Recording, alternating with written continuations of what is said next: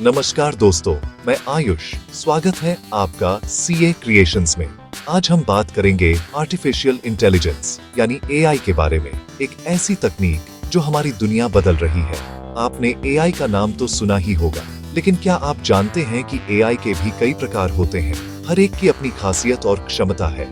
इस वीडियो में हम जानेंगे नैरो एआई, जनरल एआई और सुपर एआई के बारे में। साथ ही रिएक्टिव मशीन और लिमिटेड मेमोरी एआई जैसे कॉन्सेप्ट्स को भी समझेंगे। मैं आपको आसान भाषा में बताऊंगा कि ये एआई कैसे काम करते हैं और हमारी जिंदगी को कैसे प्रभावित कर रहे हैं। अगर आपके मन में एआई को लेकर सवाल है, तो इस वीडियो में आपको उनके जवाब मिलेंगे। तो चलिए बिना देरी के शुरू करते हैं एआई की इस रोमांचक यात्रा को। वीडियो के अंत तक बने रहिए, क्योंकि एआई की दुनिया वाकई हैरान कर देने वाली है। सबसे पहले बात करते हैं उस एआई की जिससे हम रोजाना रूबरू होते हैं, जिसे हम अपने मोबाइल, कंप्यूटर या स्मार्ट डिवाइसेस में हर दिन इस्तेमाल करते हैं, चाहे हमें इसका एहसास हो या न हो। इसे नैरो एआई या वीक एआई कहा जाता है। नैरो एआई को किसी एक खास काम के लिए डिजाइन किया जाता है, यानी ये सिर्फ एक ही टास्क या सीमित टास्क्स में एक्सपर्ट होता है। उदाहरण के लिए आपके स्मार्टफोन का वॉइस असिस्टेंट, गूगल असिस्टेंट, सिरी या एलेक्सा, ये सब नैरो एआई के बेहतरीन उदाहरण हैं। ये आपके लिए मौसम की जानकारी दे सकते हैं, अलार्म सेट कर सकते हैं या आपको रिमाइंडर भेज सकते हैं। लेकिन अगर आप इनसे कविता लिखवाना चाहें या कोई जटिल गणित का सवाल हल करवाना चाहें, तो ये असमर्थ है। इसी तरह YouTube के video recommendation, email spam filter और वेबसाइट्स के चैटबॉट्स ऑल नैरो एआई के उदाहरण हैं। ये सिस्टम्स एक ही काम में माहिर होते हैं, जैसे कि आपके सवालों का जवाब देना या आपको सही वीडियो सजेस्ट करना। चैटबॉट्स आपके सवालों का जवाब दे सकते हैं, लेकिन वे गहरी, इंसान जैसी बातचीत नहीं कर सकते।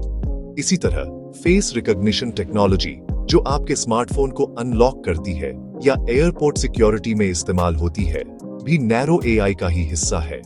स्मार्टफोन अनलॉक से लेकर एयरपोर्ट सिक्योरिटी तक, ये टेक्नोलॉजी सिर्फ एक ही काम में एक्सपर्ट है, चेहरे पहचानना। यह भी नैरो एआई का ही कमाल है, जो सीमित दायरे में बहुत अच्छा काम करता है। गेम्स में भी जब आप कंप्यूटर के खिलाफ खेलते हैं, तो वह कंप्यूटर प्लेयर भी नैरो एआई ही होता है, जो सिर्फ उस गेम के नियमों और रणनीतियों के लिए प्रोग्राम किया गया है। नैरो एआई अपने एक क्षेत्र में माहिर है, जैसे फैक्ट्री में रोबोट आर्म सिर्फ एक ही टास्क, जैसे असेंबली या पैकेजिंग करता है। लेकिन अगर उससे कोई नया या अनजान काम करवाया जाए, तो वह बिल्कुल नौसिखिया साबित होता है। आज के लगभग सभी एआई सिस्टम्स जिनका हम रोजमर्रा की जिंदगी में इस्तेमाल करते हैं, चाहे ऑफिस में हो या घर पर, वे नैरो एआई ही हैं। ये टेक्नोलॉजी हमारे लिए बहुत उपयोगी है, क्योंकि ये हमारे छोटे छोटे काम आसान बना देती है, जैसे ट्रैफिक अपडेट्स, म्यूजिक प्ले करना या ऑनलाइन शॉपिंग में मदद करना। लेकिन इसकी सीमाएं भी हैं। ये इंसान की तरह सोच नहीं सकता, न ही अलग अलग क्षेत्रों में खुद को ढाल सकता है। यही वजह है कि नैरो एआई इंसान की तरह हर काम नहीं कर सकता। ये सिर्फ वही कर सकता है जिसके लिए उसे बनाया गया है, और यही आज के एआई का सच है। अब बात करते हैं artificial general intelligence, general AI या स्ट्रॉन्ग एआई की। जनरल एआई एक ऐसी मशीन की कल्पना है जिसमें इंसानों जैसी समझ, तर्क और सीखने की क्षमता हो। यह सिर्फ एक काम नहीं, बल्कि कई अलग अलग काम कर सकता है, जैसे इंसान। सोचिए, एक एआई जो शतरंज भी खेले, कविता भी लिखे और आपके सवालों का जवाब भी दे। साइंस फिक्शन फिल्मों में आपने ऐसे एआई देखे होंगे, जैसे आई रोबोट का सनी। लेकिन असलियत में जनरल एआई अभी तक सिर्फ एक सपना है। वैज्ञानिक इस पर काम कर रहे हैं, लेकिन इंसानी दिमाग की जटिलता को मशीन में उतारना बेहद मुश्किल है। सबसे बड़ी चुनौती है मशीन को कॉमन सेंस और भावनाएं देना। कुछ विशेषज्ञ मानते हैं कि जनरल एआई आने में दशकों लग सकते हैं, कुछ कहते हैं शायद कभी ना आए। फिलहाल जनरल एआई एक सैद्धांतिक अवधारणा है, लेकिन इसकी रिसर्च एआई को और बेहतर बना रही है। अब बात करते हैं एआई के सबसे रोमांचक और डरावने स्तर, आर्टिफिशियल सुपर इंटेलिजेंस या सुपर एआई की। ये वह स्तर है जहां एआई की क्षमताएं हमारी समझ से परे हो जाती हैं और यह इंसानों से कहीं अधिक बुद्धिमान हो सकता है।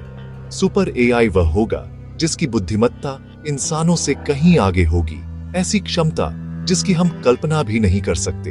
यह न केवल जटिल समस्याओं को हल कर सकता है, बल्कि नई समस्याओं को भी पहचान सकता है और उनके समाधान खोज सकता है। यह खुद को लगातार बेहतर बना सकता है, अपने कोड और हार्डवेयर को खुद सुधार सकता है।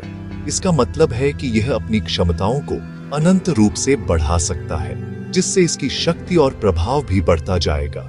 कुछ लोग मानते हैं कि सुपर एआई मानवता की सबसे बड़ी समस्याएं हल कर सकता है, बीमारी, गरीबी, जलवायु परिवर्तन। यह वैश्विक स्तर पर सकारात्मक बदलाव ला सकता है और हमारे जीवन को बेहतर बना सकता है। वहीं कई वैज्ञानिकों को डर है कि अगर सुपर एआई के लक्ष्य हमारे लक्ष्यों से अलग हुए तो यह हमारे लिए खतरा बन सकता है। अगर इसके उद्देश्यों में मानवता का भला नहीं है तो यह विनाशकारी साबित हो सकता है। सुपर एआई को नियंत्रित करना लगभग नामुमकिन हो सकता है, क्योंकि इसकी बुद्धिमत्ता हमारी समझ से बाहर होगी। यह अपने निर्णय खुद लेगा और हमें समझाने की आवश्यकता भी नहीं समझेगा। फिलहाल सुपर एआई पूरी तरह काल्पनिक है। हम अभी जनरल एआई से भी बहुत दूर हैं, लेकिन यह कल्पना ही हमें इसके संभावित खतरों और फायदों के बारे में सोचने पर मजबूर करती है। फिल्मों में जैसे द मैट्रिक्स या टर्मिनेटर में दिखाया गया है, वैसे एआई अभी सिर्फ कल्पना है, लेकिन यह कल्पना हमें भविष्य की संभावनाओं और चुनौतियों के लिए तैयार करती है। सुपर एआई एक ऐसी शक्ति जो दुनिया बदल भी सकती है और खतरा भी बन सकती है। इसका भविष्य अनिश्चित है और यह हम पर निर्भर करता है कि हम इसे कैसे विकसित और नियंत्रित करते हैं। अब एआई के कार्य के आधार पर बात करें तो सबसे बुनियादी प्रकार है रिएक्टिव मशीनें। ये मशीनें केवल वर्तमान स्थिति को देखती हैं और उसी के आधार पर प्रतिक्रिया देती हैं। इनके पास कोई मेमोरी नहीं होती, इसलिए ये पिछले अनुभवों से कुछ नहीं सीख सकती। ये मशीनें सिर्फ वर्तमान स्थिति को देखती हैं और उसी के आधार पर प्रतिक्रिया देती हैं। इनके पास कोई मेमोरी नहीं होती। इसका मतलब है कि ये मशीनें हर बार एक ही स्थिति पर एक ही तरह से प्रतिक्रिया देंगी। IBM का डीप ब्लू चेस कंप्यूटर इसका बेहतरीन उदाहरण है।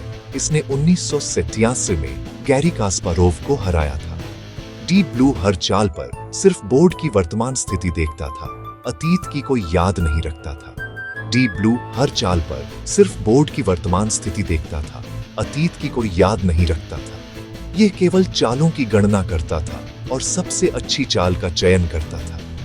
रिएक्टिव मशीनें एक ही स्थिति पर हमेशा एक जैसा रिएक्ट करती हैं। इनमें लचीलापन या सीखने की क्षमता नहीं होती। ये मशीनें केवल वही कर सकती हैं जो उन्हें प्रोग्राम किया गया है। स्पैम फिल्टर का एक बेसिक रूप भी रिएक्टिव मशीन की तरह काम करता है, सिर्फ कीवर्ड्स देखकर फैसला करता है। ये फिल्टर केवल वर्तमान ईमेल को देखता है और उसे स्पैम या नॉन स्पैम के रूप में वर्गीकृत करता है। शुरुआती नेटफ्लिक्स या यूट्यूब रिकमेंडेशन भी इसी तरह काम करते थे, सिर्फ अभी देखे गए कंटेंट के आधार पर सुझाव देते थे। ये सिस्टम्स केवल वर्तमान में देखे गए वीडियो के आधार पर ही सुझाव देते थे, बिना किसी पिछले डेटा को ध्यान में रखे। रिएक्टिव मशीनें एआई की पहली पीढ़ी है, सरल, सीमित, लेकिन कई कामों में बेहद असरदार।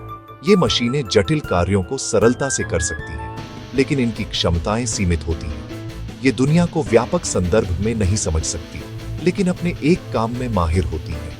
इनकी विशेषज्ञता एक ही कार्य में होती है और वे उस कार्य को बहुत ही प्रभावी ढंग से कर सकती हैं। रिएक्टिव मशीनों से आगे बढ़ें तो अगला स्तर है लिमिटेड मेमोरी एआई। ये एआई सिर्फ वर्तमान नहीं, बल्कि हाल की जानकारी को भी थोड़े समय के लिए याद रख सकता है। सेल्फ ड्राइविंग कारें इसका बेहतरीन उदाहरण है। उन्हें आसपास की गाड़ियों, पैदल यात्रियों और ट्रैफिक सिग्नल्स की जानकारी याद रखनी होती है। कार अपने सेंसर से डेटा इकट्ठा करती है, उसे शॉर्ट टर्म मेमोरी में स्टोर करती है और उसी के आधार पर फैसले लेती है। लिमिटेड मेमोरी एआई हाल के डेटा से अपने मॉडल को अपडेट करता है, लेकिन इंसान की तरह स्थायी याददाश्त नहीं होती। स्मार्टफोन असिस्टेंट भी आपकी पिछली बातचीत को थोड़ी देर के लिए याद रखते हैं, जैसे मौसम पूछने के बाद कल का मतलब समझना। चैटबॉट्स भी अब लिमिटेड मेमोरी एआई का इस्तेमाल करते हैं ताकि बातचीत सुसंगत रहे। आज के एडवांस एआई सिस्टम्स, चाहे सेल्फ ड्राइविंग कार हो या स्मार्ट असिस्टेंट, सब इसी सिद्धांत पर काम करते हैं।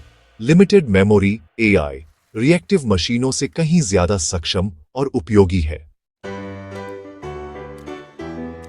तो दोस्तों, आपने जाना एआई के अलग अलग प्रकार, नैरो एआई से लेकर सुपर एआई तक और रिएक्टिव मशीन से लिमिटेड मेमोरी एआई तक। उम्मीद है अब आपको एआई की दुनिया और इसकी क्षमताओं की बेहतर समझ मिली होगी। अगर वीडियो पसंद आया हो तो लाइक जरूर करें।